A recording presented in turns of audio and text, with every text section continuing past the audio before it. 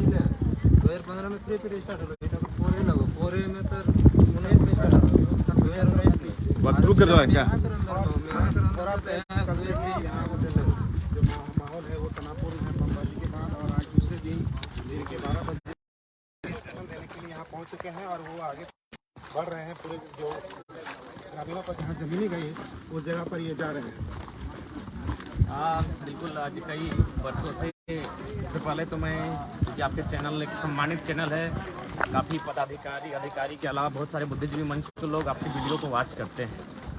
तो सबसे पहले मैं यहाँ आज की बात को रखने से पहले भारत की आज़ादी की पृष्ठभूमि पर और लोकतंत्र के विषय में कुछ आधार रखूँगा। जब भारत में गणतंत्र लोकतंत्र की स्थापना हो रही थी तो लगभग सभी लोगों ने स्वागत किया। स्वागत इसलिए किया क्योंकि उस समय कहीं ना कहीं राजा का शासन था और राजा के राज में हर तरह से गुलाम की तरह हर किसी को ट्रीट किया जाता था। यानी सबको लगा कि जब लोकतंत्र की स्थापना होगी तो महिलाओं को सम्मान मिलेगा, बाकायदा मिला भी, दलित पिछड़ों को सम्मान मिलेगा, बाकायदा मिला भी। लेकिन शायद लोकतंत्र में अगर भूल रही तो एक भूल रही, और मेरा मानना है, मैंने भी संविधान को अध्ययन किया, पूरे संविधान के 395 मूल अनुच्छेद है, वहाँ मूल रूप से अगर बात कही जाए कि मैंने पूरी तरह से एक भी आर्टिकल अनुच्छेद नहीं है जहाँ किसान और रैयत का जिक्र किया गया हो। भारतीय संविधान आर्टिकल 48 में वहाँ जिक्र है कृषि का, लेकिन उसके साथ पशुपालन का भी जिक्र है। यानी कृषि और किसान के लिए एक अनुच्छेद एक भाग भी नहीं बना। यानी इस लोकतंत्र में लगभग बाकायदा सबको सम्मान मिला, महिलाओं को मिला, दलित पिछड़ दलित सबको मिला। लेकिन किसानों की अगर बात कही जाए तो मुझे लगता है किसान अंग्रेजों के काल में जितना मजबूत थे, लोकतंत्र में कहीं ना कहीं कमजोर हैं। कमजोर कैसे हैं, मैं पहले बात को अपनी पूरी कर लूं। अंग्रेजों से जब भी हमारा मुकाबला होता था, हम तीर तलवार लेकर निकल जाते थे, अपनी जमीन को बचा लेते थे। हम उनका मुकाबला करते थे, ढाल विद्रोह हो, चुहाड़ विद्रोह हो, तमाड़ विद्रोह हो, भूमिज विद्रोह हो, कोल विद्रोह हो, मुंडा विद्रोह हो, संथाल विद्रोह हो। लेकिन जब से लोकतंत्र की स्थापना हुई है, यहाँ हम लोग अपनी ना जमीनें बचा पा रहे हैं, ना लोकतंत्र के जो धरोहर है उनका मुकाबला कर पा रहे हैं। कहने का मतलब शासन प्रशासन का मुकाबला नहीं कर पाते हैं। 353 की धारा, तो पुलिस खुद बम फड़वाती है। 307 का धारा, तो ये कल रैयत जो शांतिपूर्ण अपना मांग के लिए धरना दे रहे थे, फिर बमबाजी अचानक होता है। देखिए, बमबाजी या तो मुझे लगता है कि जो कोल माफिया है उनके द्वारा किया गया होगा, या तो प्रशासन पर प्रेशर होगा आंदोलन को खत्म करने के लिए। तो हो सके प्रशासन, चूंकि अगर अभी तक बमबाजी पर कोई बयान नहीं आया है, किसी पदाधिकारी का नहीं आया है, या फिर कोई इन्वेस्टिगेशन नहीं हो रहा है, तो मेरा मानना है कि पुलिस के सामने बमबाजी हो रहा है। हाँ बिल्कुल, पुलिस ने मजिस्ट्रेट के सामने बकायदा मजिस्ट्रेट के सामने बमबाजी की गई। उसके बावजूद भी अगर कोई गिरफ्त में नहीं है, इसका मतलब स्पष्ट है कि या तो पुलिस के द्वारा ही बमबाजी की गई है। तो ये इसीलिए मैंने कहा कि पुलिस का सीधे आरोप लगा रहे हैं आप। हाँ बिल्कुल, अगर आपके सामने आपके दल बल से ऐसे भी खड़ी है और वहाँ अगर बमबारी हो रही है तो आरोप तो लगेगा ही आप पर। इसीलिए मैंने कहा कि लोकतंत्र ने, संविधान के अनुच्छेदों ने सबको सम्मान दिया, लेकिन आज किसानों की मर्यादा, किसानों की जमीनें। जयराम जी 2012 से यहाँ के रैयत अपनी जमीन बचाने को लेकर नियोजन मुआवजा के लिए लड़ रहे, लेकिन आज 2023 हो गया, न्याय नहीं मिला। 2012 तो खैर हमारे भोरा, जहाजटार, गोरकुटी इस आसपास के रैयत लड़ रहे हैं, लेकिन जब से भारत देश आज़ाद हुआ है तब से हमारे लगातार रैयत कोल जो BCCL है, कहीं CCL इकाई है, कहीं ECL है, लगातार हम लोग लड़ाई लड़ रहे हैं। और हमारी लड़ाई थोड़ी कुछ असंवैधानिक लड़ाई नहीं है, ना ही हमारी लड़ाई कोई माने भारत के कानूनों के व्यवहार के खिलाफ है। हमारी लड़ाई इतनी है, आप देख सकते हैं इतने बड़े भूभाग में हम लोग मैंने चलते चलते थक जा रहे हैं। इतना बड़ा भूभाग जहाँ चारों तरफ कोयला ही कोयला है, इसे तोड़ा गया। हाँ बिल्कुल, गर्मी का तापमान, आज ठंडा में गर्मी का तापमान बढ़ने लगा है। तो इतना बड़ा भूभाग है जहाँ पर BCCL खनन कर रही है, तो हम क्या मांग रहे हैं कि आप खनन कर रहे हैं, जाहिर सी बात है जो BCCL मोटा मोटी बिलियन का टर्नओवर करती है, तो हमें एक उचित मुआवजा दीजिए, जिससे कि चूंकि हम क्या लग रहा है 12 साल 10 साल से नहीं मिला, 2023 से मिल जाएगा आपके आने से? देखिए, मैंने ये तो नहीं कहा, हम प्रयास, अगर हम प्रयास कर रहे हैं। देखिए रचमर्दा, हम लोग कंटिन्यू इस प्रयास को जारी रखेंगे ताकि हमारी आने वाली पीढ़ी भी प्रयास करेगी। अगर हम 2023 में आंदोलन नहीं करते तो 2024 में जो हमारी, या फिर 2030 में जो हमारी नई फसल होगी, नई फसल मतलब हमारी नई पीढ़ी, उनको आंदोलन से वास्ता नहीं होगा। इसलिए आंदोलन में हमारी जीत होती है, हार होती है, वो मायने नहीं है। हमारा जो संघर्ष है ये उन्हें बाकायदा याद रहेगा कि इससे पहले आंदोलन हुआ है, ये जमीनें हमारी है, हमारी जमीनों को किस प्रकार छीना गया है, तो बाकायदा वे लोग भी आंदोलन करेंगे। आज अगर हम लोग आंदोलन नहीं करेंगे तो हमारी पीढ़ी आंदोलन नहीं करेगी। अच्छा जयराम जी, यहाँ के जो सांसद विधायक है वो सिर्फ वोट लेने के लिए आते हैं, मैंने जरूरत पे मदद करने नहीं पहुँच रहे हैं। देखिए, मैंने स्पष्ट कहा, सांसद विधायक क्यों आएंगे? वो बलिया से हैं, कोई छपरा से, कोई यूपी से, कोई बिहार से, उनका जमीन नहीं गया है।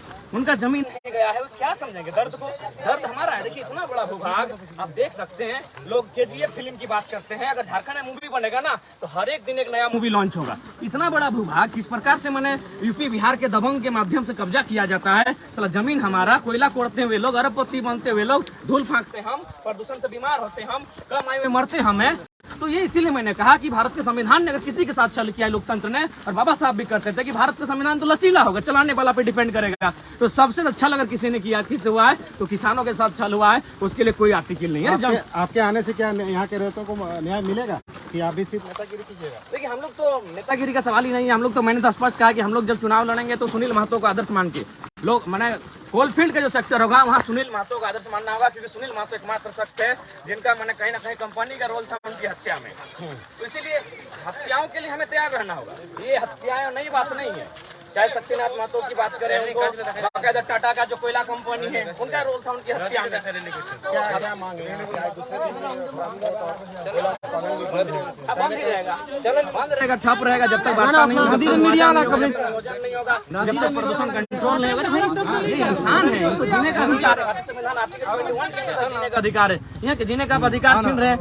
तो इसलिए ये आंदोलन तब तक चलेगा जब तक हम जीने का अधिकार मांग रहे हैं। और जीने के अधिकार में स्वच्छता भी होती है और नियोजन भी होता है और मुआवजा भी होता है। हर तरीके से हमें, जो आज हम लोग मैंने हादसे में है, हमने अपना सब कुछ खो दिया है। जमीन खोना मतलब सब कुछ खो देना, उसके पास कुछ नहीं बचना। जयराम जी, कल ग्रामीण जो है रैयत है वो आपके इंतजार करते रहे पहले से, लेकिन आप आए नहीं। देखिए मैंने तो पहले कल मेरा अचानक कोर्ट में डेट आया।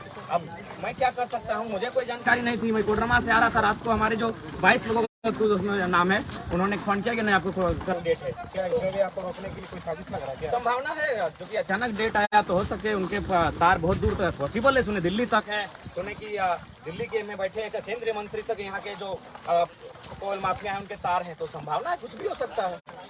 क्या न्याय मिलेगा? उम्मीद है। देखिए न्याय मिले या ना मिले, वास्तव में अगर भारत लोकतांत्रिक देश है और लोकतंत्र की मर्यादा की गरिमा है और ये जनता का अगर राज है, माफियाओं का नहीं, अगर जनता का राज, to the people of the people by the people का सिद्धांत से अगर भारत देश चलता है तो मुझे लगता है न्याय मिलना चाहिए। हम तो कोई चांद तोड़कर लाने की बात नहीं कर रहे ना, हम तो सितारे मांग रहे हैं। हमने जमीन दिया है। देखिए इतना बड़ा भूभाग, इसको कम से कम घुमा के दिखाइए कैमरा के माध्यम से। इतना बड़ा भूभाग हमने खो दिया है और हम क्या मांग रहे हैं? इतने बड़े भूभाग को खोने के बाद हम एक मामूली से नौकरी मांग रहे हैं, हम मामूली से नियोजन मांग रहे हैं और कुछ मुआवजा मांग रहे हैं ताकि हमारा जीवन यापन चल सके। ये सब तो कुछ मिला नहीं, बदले में तो लोगों को प्रदूषण मिल रहा है, डस्ट मिल रहा है। हाँ बिल्कुल, बकायदा हम जितने भी लोकतंत्र के चौथे स्तंभ आए हैं, मैं उनसे अनुनय निवेदन करना चाहूंगा, मैं निवेदन करना चाहूंगा कि गांव में जाके बकायदा रिपोर्टिंग करें और किस प्रकार से यहाँ की साग सब्जियों में प्रदूषण है, किस प्रकार घर के आंगन में है, छत में है, दीवार में प्रदूषण है। यानी यहाँ के आदमी का जीवन बिल्कुल मौत के बराबर जी रहा है।